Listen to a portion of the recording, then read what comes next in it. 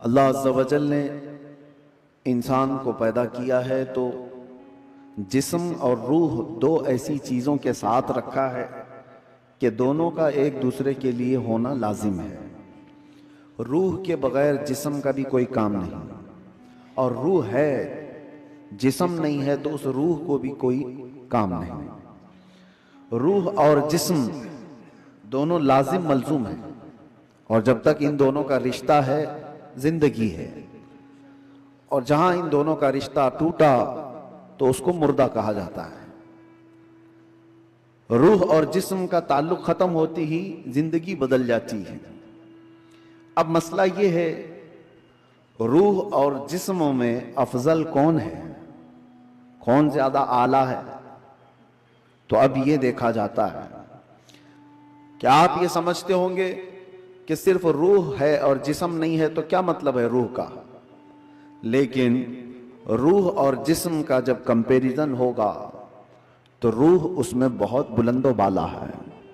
اس کی وجہ یہ ہے کہ روح کے نکل جانے کے بعد جسم زیادہ دیر تک نہیں سلامت رہ سکتا۔ چند گھنٹے، چند دنوں کے بعد اس کے اندر سڑن پیدا ہوگی اور یہ سڑ گل جائے گا۔ روح کے نکلنے کے بعد جسموں کی کوئی اوقات نہیں رہ جاتی، جسم سب مٹی میں مل جاتے ہیں، گل جاتے ہیں۔ نبیوں کے اور شہیدوں کے جسموں کو چھوڑ کر بات کر رہا ہوں عام طور پر۔ لیکن روح کیا چیز ہے؟ اللہ تبارک و تعالیٰ فرماتا ہے قرآن پاک میں، اے محبوب آپ سے یہ روح کے بارے میں پوچھتے ہیں یہ کیا ہے؟ آپ فرماتے ہیں روح اللہ کے حکم کا نام ہے، روح اللہ کا حکم ہے۔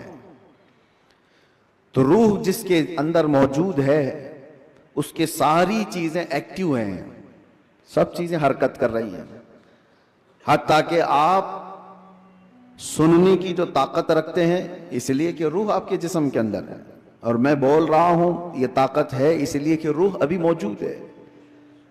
ہاتھ اٹھ رہا ہے، پیر چل رہے ہیں، زبان مزہ چک رہی ہے، آنکھیں جھپک رہی ہیں، یہ ساری حرکتیں روح کے ہونے کی وجہ سے ہیں۔ روح کا تعلق ختم ہو جائے تو جسم یہ ساری حرکتیں نہیں کر سکتا۔ اب میں آپ کو بتا رہا ہوں، تھوڑی سی چیزیں آپ توجہ لے لیں۔ روح جب ہمارے جسم کے اندر ہے تو ہم کیا کیا کر سکتے ہیں، اور روح نکل جانے کے بعد کیا نہیں کر سکتے، یہ دماغ میں رکھیے آپ۔ ایک مردہ نہ ہاتھ اٹھا سکتا ہے، نہ پیر اٹھا سکتا ہے، نہ آنکھ کھول سکتا ہے، نہ زبان سے چک سکتا ہے، کچھ نہیں کر سکتا۔ لیکن روح ہونے کے وقت آپ بھی اور ہم بھی کیا کیا کر سکتے ہیں؟ ہم اپنا ہاتھ بھی اٹھا سکتے ہیں، پیر سے جہاں تک چاہے چل سکتے ہیں، بول سکتے ہیں، سن سکتے ہیں، دیکھ سکتے ہیں، سب ہے۔ روح ہونے کے وقت اتنا سب جو کر سکتے ہیں، یہ اتنا ہی نہیں بلکہ میں آپ کو بتا دیتا ہوں، اس روح کی اگر کوئی تربیت کرتا ہے تو یہ روح اس کو اتنی طاقت عطا کرتی، اتنی کہ وہ جو سامنے حرکتیں ہو رہی ہیں ہاتھ پیر ہلانے کی، یہ بڑھتے بڑھتے بڑھتے اتنی ہو جاتی ہے کہ اس کے لیمیٹیشن ہی نہیں ہے۔ روح اس کو اتنی طاقت پہنچاتی ہے کہ آج روح میرے اندر ہے، میں سامنے کی دیوار تک دیکھ رہا ہوں، اور روح طاقتور ہو جائے تو ہو سکتا ہے وہ مشرق میں بیٹھ کر مغرب کے حالات کو دیکھ رہا ہو، وہ شمال میں بیٹھ کر کے جنوب کے حالات دیکھ سکتا ہے۔ روح کی طاقت جب بڑھ جاتی ہے تو ہو سکتا ہے آج میرا ہاتھ جتنا لمبا ہے وہاں تک کی چیز چھو سکتا ہوں، پکڑ سکتا ہوں، لیکن روح کی طاقت جب بڑھ جاتی ہے تو بیٹھے بیٹھے مدینہ طیبہ سے ملک شام میں بھی کسی کی مدد کر سکتا ہے۔ اب میں آتا ہوں اسی گفتگو پر، تو پھر میرے عزیزو، روح کی تربیت کے لیے کیا کرنا چاہیے؟ پورے دنیا بھر کے آپ دوسرے مذاہب میں بھی دیکھیں گے، ریلیجنز، وہ لوگ بھی تپسیا کر رہے ہیں، آتما کی شکتی حاصل کر رہے ہیں، الفاظ الگ ہیں، اور وہ پاور آف سول کہتے ہیں کرسچن لوگ، ہندو لوگ آتما کی شکتی کہتے ہیں۔ اس کے لیے وہ دنیا کو ترک کر رہے ہیں، کچھ کلمات کے جاپ کر رہے ہیں، کسی نہ کسی طرح سے وہ اپنی روح کو بڑھانے کی کوشش کر رہے ہیں۔ تو سب ادیان میں یہ کوئی ایک کانسیپٹ پایا جاتا ہے۔ میں آپ کو بتاتا ہوں اصلی روح کی طاقت وہ ہے، روح نے اگر اپنے رب کو پہچان لیا تو یہ سب سے بڑی طاقتور ہے. اور روح جس وقت اللہ رب العزت کو اپنے خالق کو پہچان لیتی ہے تو وہ رب تبارک و تعالیٰ کی قرب پانے کا جو اس کا مقام ہے وہ ولایت کا مقام ہے، اور وہیں سے اس کی طاقت کا اضافہ ہو جاتا ہے. ہمیں اس روح کی تربیت کیسی کرنی ہے، روح کی تربیت کیسی ہو؟ دیکھیں، آپ کو ایک سمپل سی بات بتا رہا ہوں. جسم کو صبح ناشتہ نہ کرو، دوپہر کا کھانا نہ کھاؤ تو شام تک آپ ہلنے لگ جائیں. اور اگر 3 وقت کا کھانا چھوڑو تو کمزوری جسم پر اور چہرے پر ظاہر ہونے لگ جائے گی. کیوں؟ اس لیے کہ جسم کو بھوک لگتی ہے اور ہم کھانا کھاتے ہیں. اسی طرح روح کو بھی بھوک لگتی ہے. روح کی غذا اللہ کا ذکر ہے، ذکر اللہ ہے. اور جب بندہ اللہ کا ذکر کرتا ہے تو اس کی روح تر و تازہ ہوتی ہے. اور یہاں تو برسوں سے اللہ کا ذکر ہی نہیں کیا تو کسی کی روح بیمار اتنی ہو چکی ہے کہ اسے کچھ نہیں پتا، صرف چلتا پھرتا ایک لاشا ہے، چلتا پھرتا ایک جسم ہے. روح تو ہے موجود لیکن بڑی کمزور اور بڑی غریب. اس روح کو طاقتور بناؤ اللہ کے ذکر سے، ذکر اللہ سے. اب آپ کو میں بتاتا ہوں، جہاں یہ روح سلامت ہوتی ہے، انسان کا جسم مر بھی جائے تو اللہ تبارک و تعالیٰ اس کی روح کو اسی طرح باقی رکھتا ہے. روح باقی ہے. مرنے کے بعد بھی انسان کے جسم کو قبر میں رکھ دیے جانے کے بعد بھی روح باقی ہے، روح باقی ہے. اور روح جب تک طاقتور ہے وہ کیا سے کیا کر سکتی ہے. تصرف اللہ تبارک و تعالیٰ اس کو عطا کیا ہے. موت کے بعد بھی اولیاء کاملین کی زندگیاں ہم جو دیکھتے ہیں وہ اسی بنیاد پر ہے کہ انہوں نے اپنی زندگیوں میں جسم سے زیادہ اپنی روح کا خیال کیا. لوگ اپنی باڈی بنانے کے لیے جو محنت کرتے ہیں کوئی بات نہیں، کتنے کتنے گھنٹوں لوگ جیم کر کے اپنی جسم کو مضبوط بنانا چاہتے ہیں. یہ جسم صرف دکھا سکتے ہیں سامنے لوگوں کو، یا کس لیے کہ فٹ رہنے کے لیے. کچھ لوگ کسی کو مکہ مارنے کے لیے کر رہے ہیں، لیکن اس کا 10% بھی اگر روح کی تربیت پر توجہ دی جائے تو میرے عزیزوں طاقت و قوت کا یہ عالم ہوگا کہ اولیاء کاملین کی صف میں اللہ تبارک و تعالیٰ آپ کو وہ مقام عطا فرمائے. روح کی طاقت کی طرف توجہ.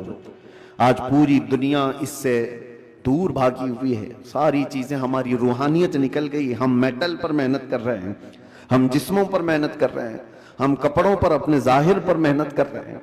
روح کے لیے جو اولیاء کاملین کے ہاں تربیت ہوتی تھی وہ خال خال نظر آ رہے ہیں. پہلے خانقاہوں میں جانتے ہیں آپ، ماررہ مطہرہ ہندوستان کی بہت بڑی خانقاہ ہے جہاں سے اعلیٰ حضرت بھی بیعت ہوئے تھے. امام اہل سنت مجدد دین و ملت جہاں سے بیعت ہوئے وہ خانقاہ سادات کی، آل رسول وہاں پر ہیں. حضرت شاہ حمزہ عینی رضی اللہ تعالیٰ نے بڑے پائے کے بزرگ ہیں. ان کے پاس لوگ آتے تھے تربیت حاصل کرنے کے لیے، اپنے زندگیوں کو سنوارنے کے لیے، یہی روح کی تربیت کے لیے. تو ان کو کیا کیا کرایا جاتا تھا پتہ ہے؟ سب سے پہلی چیز ان کی تربیت یہ ہوتی تھی کہ جو چیز تمہاری زندگی میں حاوی ہونے کی کوشش کر رہی ہے اس سے اپنے آپ کو چھٹکارا دلانا. جو تمہارے اوپر حاوی ہو رہی ہے، چاہے وہ نیند ہو یا بھوک ہو یا کسی چیز کی چاہت ہو، اگر حاوی ہو رہی ہے، غالب ہو رہی ہے تو اس سے نجات حاصل کر لو، تب تمہاری روح پاورفل ہوگی. ورنہ تم غلام بن کر کے رہو گے، اپنی خواہشوں کے غلام بن کر کے رہو گے. ابھی من کیا بریانی کھانے کا، بھاگ کر چلے گئے. تم خواہش کے غلام ہو، تم ظاہری چیزوں کے غلام ہو. نیند تمہیں غلام بنا کر رکھی ہے، جب وہ آئی تو تم تو لمبے ہو گئے. تمہارا کنٹرول نیند پر نہیں، تمہارا کنٹرول بھوک پر نہیں، بلکہ وہ چیزیں تم پر کنٹرول رکھی ہوئی ہیں. تو سمجھ لو کہ تم کمزور آدمی ہو، تم کمزور ہو، تمہاری روح وہ طاقت نہیں رکھتی، تم مجبور ہو. اولیاء کاملین کو اس کے برعکس تربیت دی جاتی تھی. بھوک پر کنٹرول، خواہشات نفسانیہ پر کنٹرول اور نیند پر کنٹرول. حتیٰ کہ میں آپ کو بتاؤں، حضرت شاہ مینا رحمت اللہ تعالیٰ علیہ لکھنؤ کے بہت بڑے بزرگ ہیں. وہ جب رات کو عبادت کے لیے کھڑے ہوتے، انسانی فطرت کا تقاضا ہے کہ نیند تو آتی ہے، لیکن وہ یہ چاہتے تھے کہ نیند انسان کی ضرورت ہے، اس کو بھی میں اپنے اوپر غالب ہونے نہیں دوں گا. میں جب چاہوں سو جاؤں، لیکن نیند جب چاہے تب مجھے نہ سلائے۔ نیند میری حاکم نہیں، میں اس پر حاکم ہوں۔ آپ نے کیا کیا جانتے ہیں؟ رات کو عبادت کے لیے روزانہ کھڑے ہو جاتے تھے۔ ایک دن ایسا ہوا کہ جھپکی آ گئی اور گر گئے۔ اس کا ان کو اتنا افسوس ہوا کہ عبادت میں نیند نے مجھے اپنا غلام بنا دیا۔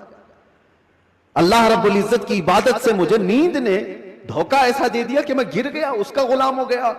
اس کے بعد سے رات کو جب کھڑے ہوتے تھے تو نمک میں سلائی ڈال کر اپنی آنکھوں پہ سرما لگاتے تھے، نمک کا سرما لگاتے۔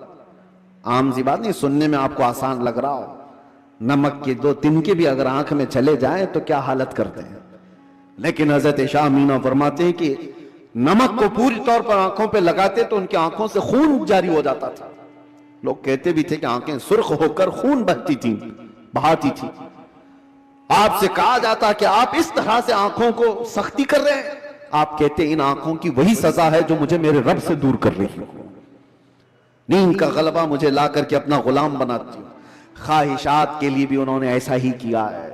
اپنے خواہشات پر کنٹرول جب تک آدمی نہیں کرتا، اس کی روح طاقتور نہیں ہے، اس کی روح کوئی طاقت نہیں رکھتی، وہ کمزور آدمی ہے۔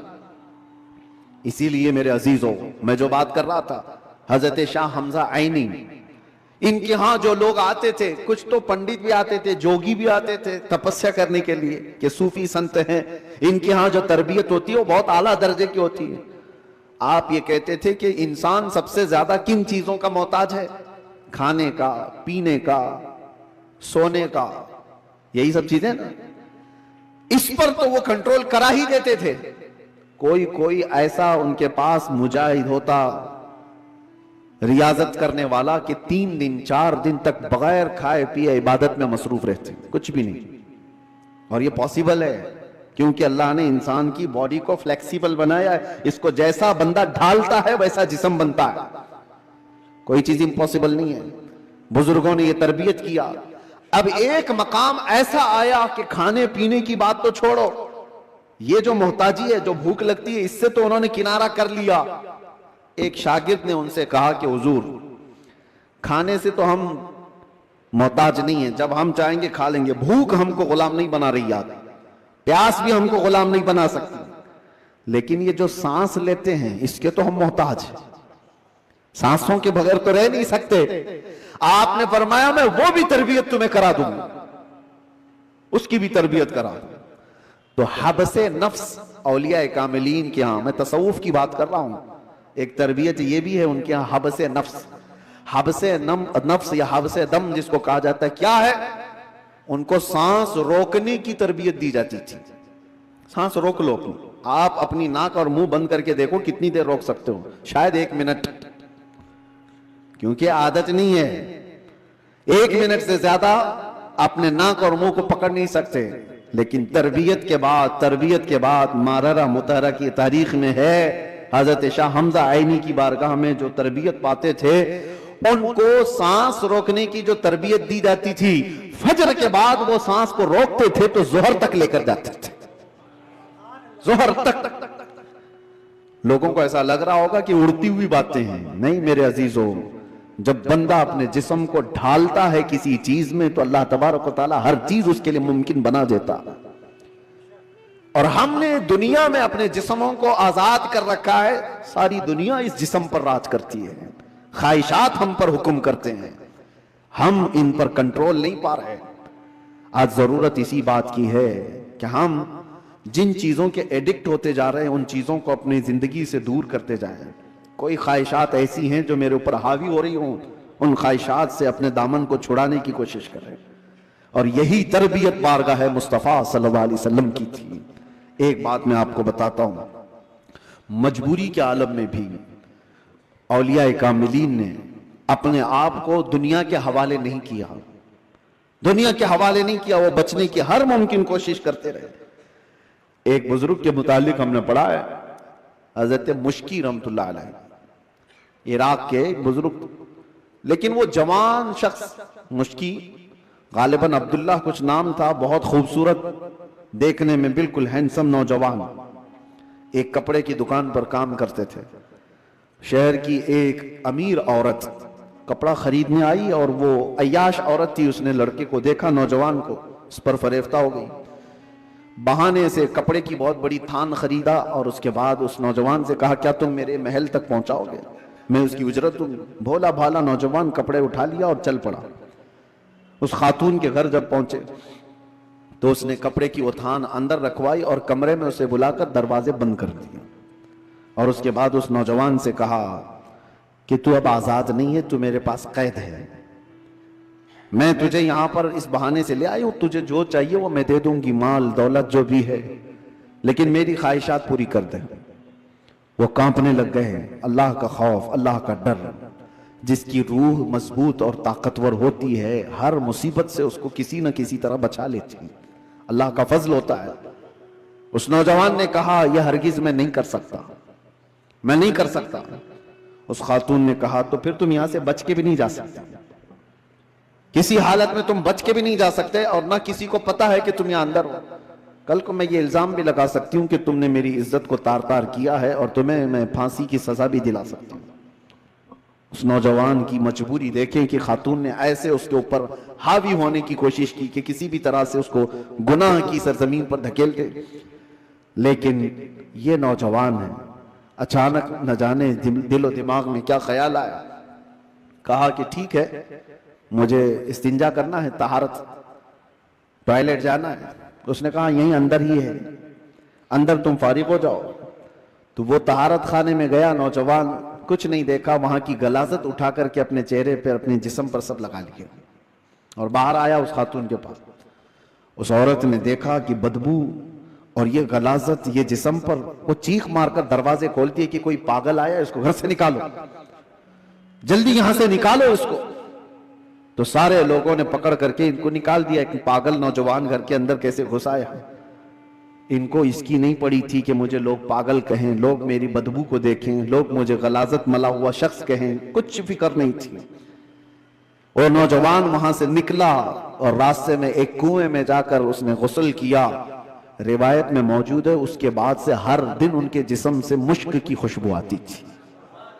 اللہ تبارک و تعالیٰ کے لیے جب بندہ اپنے جسم کو بچا لیتا ہے تو رب تبارک و تعالیٰ اس کو ہمیشہ کے لیے محفوظ کر دیتا ہے یا خوشبودار کر دیتا ہے۔ یہ بات میں اس لیے عرض کر رہا ہوں کہ جن لوگوں نے خواہشات پر کنٹرول پا لیا، وہ تھوڑی دیر کی تکلیف تو ہو سکتی ہے، لیکن ہمیشہ کے لیے اللہ عز و جل ایسی عزت بخشتا ہے کہ آپ اس کو گمان بھی نہیں کر سکتے، گمان بھی نہیں کر سکتے۔ آج ہمارے روحوں کی تربیت کی ضرورت ہے، جسم سے زیادہ روح کی تربیت کرو، اور جس کی روح غلیظ ہو گئی ہے اس روح کا لوگوں کے درمیان رہنا ایک مردے کی طرح ہے، مردے کی طرح ہے۔ اسی لیے میں نے دیکھا ہے، تاریخ میں آپ کو پتا ہے، حضرت صابر کلیری رحمۃ اللہ تعالی علیہ کے متعلق آپ نے سنا ہوگا کہ آپ سے آپ کے مرید نے پوچھا تھا کہ فنا اور بقا کیا چیز ہے، تو آپ نے فرمایا تھا کہ میں تم کو بعد میں بتاؤں گا۔ فنا اور بقا، فنا کا مطلب ختم ہو گیا، بقا کا مطلب باقی رہنے والا۔ تو آپ کا انتقال ہوا، آپ کا غسل کفن سب کر کے جنازے کے لیے رکھا گیا، تو کون آگے بڑھے نماز پڑھانے کے لیے؟ صفیں لگی ہوئی تھی، ہزاروں کی تعداد میں لوگ موجود تھے۔ ایک گھوڑ سوار آئے، چہرے پر کپڑا پڑا تھا، سیدھے وہ امامت کے آگے بڑھ گئے، نماز پڑھا لیا۔